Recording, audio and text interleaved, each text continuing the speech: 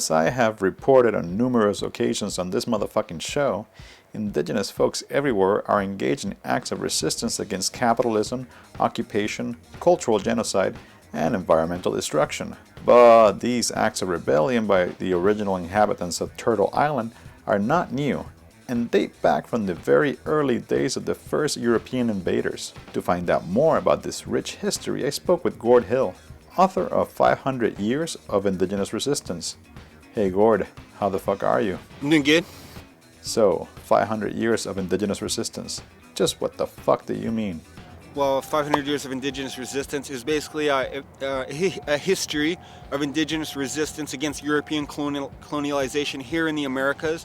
And one of the purposes of it was so that indigenous peoples could have a better understanding of that history, to counter the colonial history that we're taught in schools and through pop culture, corporate culture, and to counter this image or this myth that indigenous peoples were simply overwhelmed and crushed by European civilization, or that they welcomed it and were these equal partners in this process of the merging of these cultures. And what was the first instance of natives giving the finger to the white man? The first recorded documented resistance was by the Taino.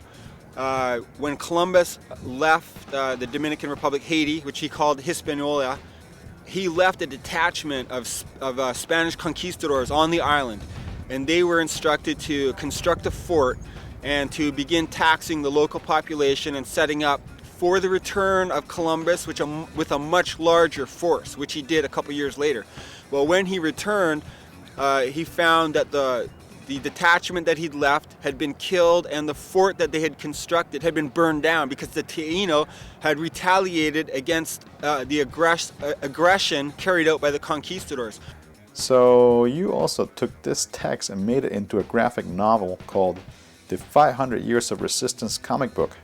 What the fuck? Yeah, the 500 Years of Resistance comic book is basically retelling the story of the 500 Years of Resistance, which the text tells. But yeah, it just takes it and puts it into a comic book format, which is much more accessible to children, youth, and people who have just generally a hard time sitting down and reading a book. What is your favorite recent example of natives battling it out with settlers? Well, I think one of the most important examples of current indigenous resistance was the Oka crisis of 1990. The Mohawks of Ganasatagi, a small territory reserve near the township of Oka, were resisting the expansion of a golf course and a condominium setup that was going to infringe on some of the last remaining pines, wooded area that they used for their ceremonies. Lacrosse and part of their graveyard was contained in this area. So in 1989, 1990, they started campaigning to stop this.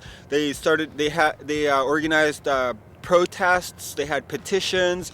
They went to city council in Oka to try to stop this expansion, and the city was just arrogant and just would not listen to the people. They began a blockade of a small dirt road in the pines in Ganasatagi, and they maintained this little blockade for a few months. The township of Oka tried to get a court injunction to order its removal, and on July 11th, the Quebec Provincial Police sent in a large, heavily armed force of tactical officers armed with M16s and tear gas and that, and they went to dismantle this peaceful blockade. But by that time, warriors had rallied to the defense of this blockade and this struggle to protect the pines. And so behind the protesters, there were armed warriors. And when the police came in shooting tear gas, the warriors engaged them in a short firefight, and one of the police officers was shot and killed. After this shootout, the Quebec police retreated. They abandoned most of their vehicles, and this began a 77-day armed siege of the Mohawk community in Ganasatagi. That same morning, Mohawks in Ganawagi seized the Mercier Bridge, also with arms. They seized the Mercier Bridge to to place, as an act of solidarity, but also to place pressure on the Quebec government, because the Mercier Bridge was a vital commuter link into Montreal from the suburbs. And I mean, 100,000 people a day were using this bridge to get to work and to do their business in the city and that. This siege began. There was thousands of police deployed. Eventually, after a few, 2 or 3 weeks, the Canadian armed forces were deployed. They deployed an entire brigade of 4,500 troops, complete with armored units, armored personnel carriers, tanks, helicopters, jets, artillery units, and naval forces as well, to contain these two communities of Kanesatake and Kahnawake. There was mass rioting by the white Quebecois Chateauguay, residents of Chateauguay, a nearby town, demanding that the military go in and crush this uprising. So it really inflamed a lot of the local racial tensions. Across the country, there was a widespread solidarity movement that arose to defend the Mohawks, and there was protests all across the country, occupations of government offices, occupations and shutting down of bridges, railway lines. There was sabotage, electrical pylons were downed, bridges were burned. So the government of Canada was facing an insurgency that was arising from this standoff. And this was the main contributing factor, of course, that limited the military violence by the government. And the 77-day siege ended when the armed Mohawks burned their weapons and walked out of the final area that they had been contained in. But they refused to surrender, and they got into clashes with the military and the police as they tried to enter this area. But that was the ending of the 77-day siege. Something like 30 or 40 of these people were later acquitted on the grounds of self-defense in court.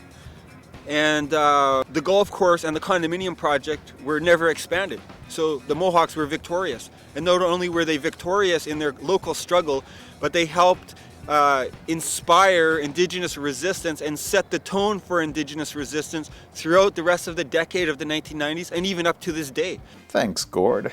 And that about does it for this edition of It's the End of the World as We Know It and I Feel Fine. Muchas gracias to all my compañeros who gave me some dinero so that I can continue running my filthy fucking mouth. Paul, Gordon, Michael, Margaret, Laura, Ryan, Stephen, Jeremy, Brandon, David, Sanford, Cynthia, Noah, Dan, Mike, Rodney, Peter, Casey, and Sakura.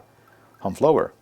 For links to Indigenous resistance or to comment on this show, just visit my fucking website, stimulator.tv. Now go out and visit some CEOs.